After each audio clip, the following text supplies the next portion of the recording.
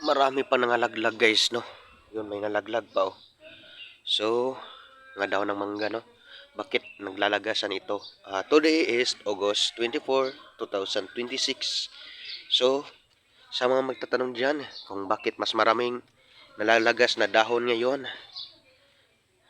kumpara dati, no? So, ngayon kasi August, no? Malapit na mag-bare months. Nagpapalitan na ng dahon ang mga mangga. Dahil ang season talaga, malapit na silang mamulaklak, no? Kaya nagpapalitan na sila ng dahon. Kasi ang season talaga, kapag natural ang pinag-usapan, no? Pwede naman tayo makapag pamulaklak or makapag ano ng mangga. Kahit kailan kung meron tayong lalagay, mag-spray, yung, yung tawag posporo, potassium, nakalimutan ko, basta may potassium yun. Nakakatulong sa pagpabulaklak ng mangga, no?